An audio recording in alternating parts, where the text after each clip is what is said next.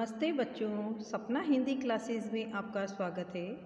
हम सृजन पाठ्य पुस्तिका का पाठ 16 ममता कहानी पढ़ रहे थे, जिसका एक भाग हम पढ़ चुके थे। आज हम दूसरा भाग शुरू करने जा रहे हैं। काशी के उत्तर धर्मचक्र विहार मौर्य और गुप्त सम्राटों की कीर्ति का खंडर था। धर्मचक्र विहार अर्थात बौद्ध धर्म का उपासना केंद्र। कीर्ति का अर्थ होता है यश। भग्न चूड़ा का अर्थ होता है टूटा हुआ शिखर। तृण गुल्मों से ढकी हुई प्राचीर। तृण गुल्मों का अर्थ होता है घास फूस और लताओं से। प्राचीर का अर्थ होता है दीवारें। ईंटों की ढेर में बिखरी हुई भारतीय शिल्प की विभूति। विभूति का अर्थ होता है प्रमाण। ग्रीष्म की चंद्रिका में अपने को शीतल कर रही थी। देखिए, जब शेरशाह ने रोहतास दुर्ग पर आधिपत्य कर लिया था, तब ममता अपने पिता की मृत्यु के बाद काशी के बौद्ध खंडरों में झोपड़ी बनाकर रहने लगी। वहां का वर्णन यहाँ पर किया गया है। काशी के उत्तर में बौद्ध धर्म के उपासना का केंद्र था। मौर्य और गुप्त बौद्ध धर्म के अनुयायी थे। इसका निर्माण मौर्य और गुप्त सम्राटों ने ही करवाया था, लेकिन अब ये भग्न अवस्था में पड़े हैं। ये खंडर आज भी मौर्य और गुप्त सम्राटों के यश का बखान करते हैं। ये टूटे शिखर की दीवार घास और बेलों से ढकी हुई है। इन खंडरों में ईंटों का ढेर पड़ा था, जो भारतीय शिल्प कला के प्रमाण है। और ग्रीष्म ऋतु की चांदनी इन खंडरों पर फैली हुई थी, जो शीतलता प्रदान कर रही थी। जहां पंचवर्षीय भिक्षु गौतम का उपदेश ग्रहण करने के लिए पहले मिले थे, उसी स्तूप के भग्नावशेष, भग्नावशेष का अर्थ होता है खंडर, की मलिन छाया में एक झोपड़ी के दीपालोक में, दीपालोक का अर्थ होता है दीपक के प्रकाश में, एक स्त्री पाठ कर रही थी। अन्यांश्चिन्तयन्तो माये जना पर्युपासते। पाठ रुक गया। एक भीषण और हताश आकृति दीप के मंद प्रकाश में सामने खड़ी थी। देखिए, ममता जहाँ रहती थी, वहाँ पंचवर्गीय भिक्षु गौतम का उपदेश सुनने और ग्रहण करने के लिए आते थे। उसी स्तूप के खंडर की मलिन छाया में एक झोपड़ी बनी हुई थी, जिसमें दीपक का प्रकाश फैला हुआ था, और उसी झोपड़ी में ममता रहती थी। और ममता वहां पर ईश्वर की आराधना कर रही थी, ईश्वर का पाठ कर रही थी। और अचानक पाठ करते करते वह रुक गई, क्योंकि दीपक के प्रकाश में उसने एक भीषण और हताश मानव आकृति देखी, और वह पाठ करते हुए रुक गई। स्त्री उठी, उसने कपाट बंद करना चाहा। कपाट का अर्थ होता है दरवाजा। परंतु उस व्यक्ति ने कहा, माता मुझे आश्रय चाहिए। तुम कौन हो? स्त्री ने पूछा। तो उसने कहा, मैं मुगल हूँ। चौसा युद्ध में शेरशाह से विपन्न होकर रक्षा चाहता हूँ। विपन्न का अर्थ होता है सब कुछ हार कर रक्षा चाहता हूँ। इस रात अब आगे चलने में असमर्थ हूँ। क्या शेरशाह से? स्त्री ने अपने ओठ काट लिए। ओठ का अर्थ होता है होठ। होठ काट लेना अर्थात क्रोध आना। और जैसे ही उस स्त्री ने शेरशाह का नाम सुना, तो उसको बहुत क्रोध आया, क्योंकि उसी शेरशाह ने उन्हें रोहतास दुर्ग से अलग किया था, ममता को। और उनके ममता के पिता की मृत्यु भी उसी शेरशाह के सैनिकों ने की थी। इसलिए ममता को बहुत क्रोध आया। फिर उस व्यक्ति ने कहा, हाँ माता, परंतु तुम भी वैसे ही क्रूर हो। वही भीषण रक्त की प्यास, क्रूर का अर्थ होता है निर्दयी, और वही निष्ठुर प्रतिबिंब तुम्हारे मुख पर भी है। निष्ठुर प्रतिबिंब का अर्थ होता है निर्दयता की छाया। सैनिक, मेरी कुटी में स्थान नहीं, जाओ कहीं दूसरा आश्रय खोज लो। अब ममता ने जैसे ही उसके मुंह से शेरशाह का नाम सुना, तो उससे अपनी सारी पिछली बातें याद आ गई। पिता की मृत्यु का कारण भी शेरशाह ही था, इसलिए उसे बहुत क्रोध आया कि तुम भी उन पठानों के समान ही निर्दय हो। तुम्हारे अंदर भी हिंदुओं के लिए रक्त की प्यास है। तुम भी हिंदुओं के शत्रु हो। तुम्हारे अंदर भी मुझे निर्दयता की प्रतिछाया दिखाई देती है। तुम जैसे मुगलों के लिए मेरी कुटी में स्थान नहीं है, और तुम कहीं और आश्रय ढूंढ लो। गला सूख रहा है, साथी छूट गए हैं, अश्व गिर पड़ा है। अश्व का अर्थ होता है घोड़ा। इतना थका हुआ हूं, इतना कहते कहते वह व्यक्ति दम से बैठ गया, और उसके सामने ब्रह्मांड घूमने लगा। ब्रह्मांड घूमने लगा अर्थात उसे चक्कर आने लगे। स्त्री ने सोचा, यह विपत्ति कहाँ से आई। उसने जल दिया, मुगल के प्राणों की रक्षा हुई। वह सोचने लगी, ये सब विदर्भी दया के पात्र नहीं। विधर्मी का अर्थ होता है धर्म भ्रष्ट लोग। मेरे पिता का वध करने वाले आतताई हैं। आतताई का अर्थ होता है आतंक फैलाने वाले। घृणा से उसका मन विरक्त हो गया। विरक्त का अर्थ होता है उदासीन। फिर देखिए ममता ने सोचा कि ये मुगल के रूप में मुसीबत कहाँ से आ गई। ममता ने उसे पानी पीने को दिया और पानी पीने के बाद उस मुगल के प्राणों की रक्षा हुई। उस समय उसकी असह्य दुर्दशा को देखकर ममता सोचने लगी कि ये मुगल होने के कारण मेरे लिए धर्मभ्रष्ट लोग हैं और सभी ये धर्मभ्रष्ट लोग जो हैं दया के पात्र नहीं होते। मेरे पिता का वध भी विधर्मी शेरशाह ने धोखे से किया था। शेरशाह का आचरण आतंक फैलाने वाले जैसा निर्दयी था। इस कारण वह चिंता में डूब गई और ममता का हृदय जो है उन विधर्मियों के प्रति आक्रोश से भर गया।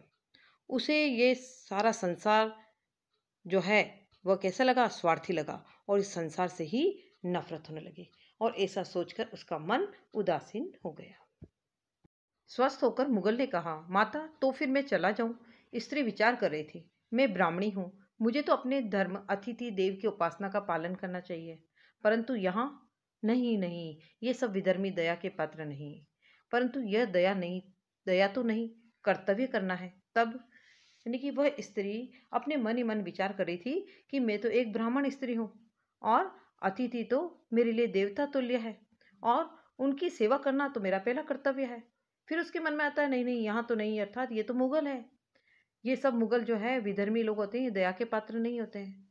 फिर मन में फिर विचार आता है उसके कि ये दया नहीं है, ये तो अतिथि सत्कार का मेरा कर्तव्य है कि जो मेरे घर पर अतिथि के रूप में आया है और उसकी सेवा करना ये तो मेरा पहला कर्तव्य है।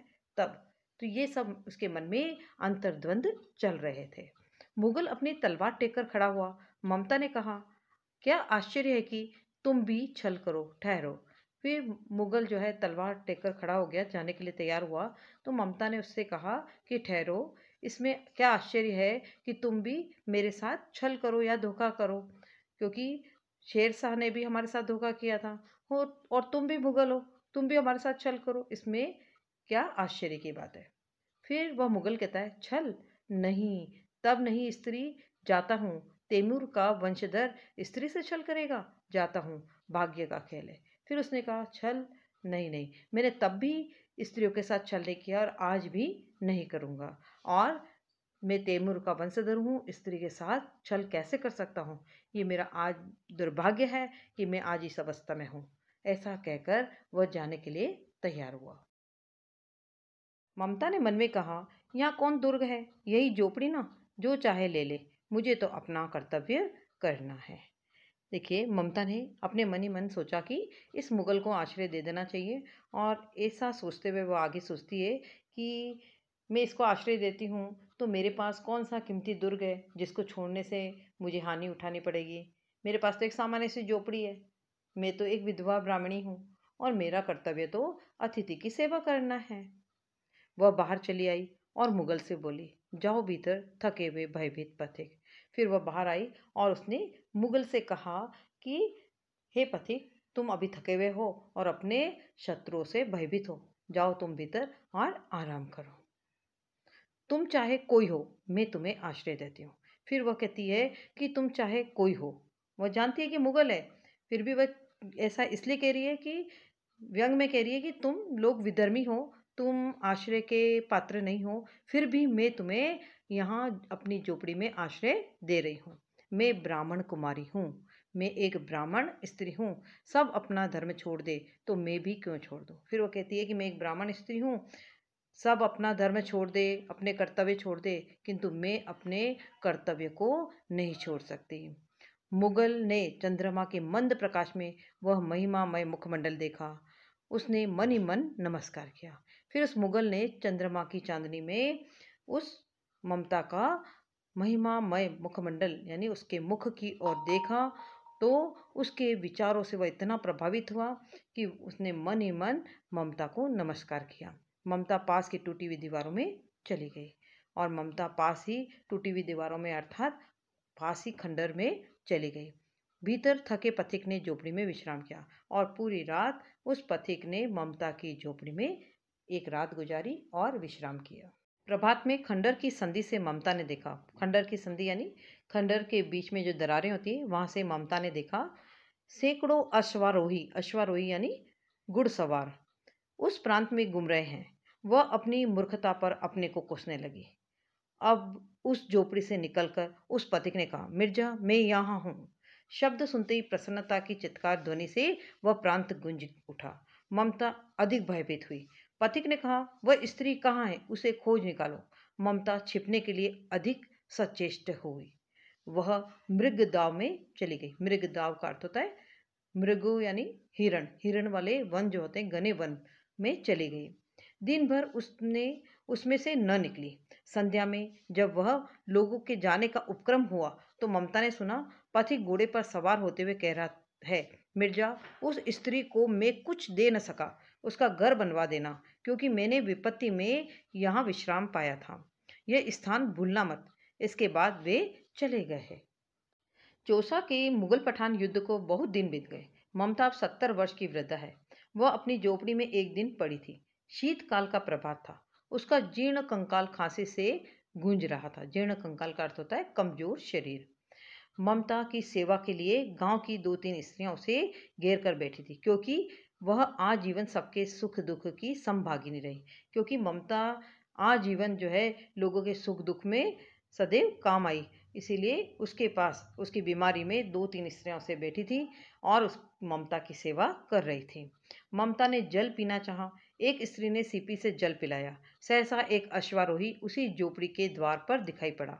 वह अपनी धुन में कहने लगा, मिर्जा ने जो चित्र बनाकर दिया है वह तो इसी जगह का होना चाहिए। वह बुढ़िया मर गई होगी। अब किससे पूछूं कि एक दिन शहंशाह हुमायूं किस छप्पर के नीचे बैठे थे। यह घटना भी तो 47 वर्ष से ऊपर की हुई है। 47 यानी 47 वर्ष से ऊपर की हुई है।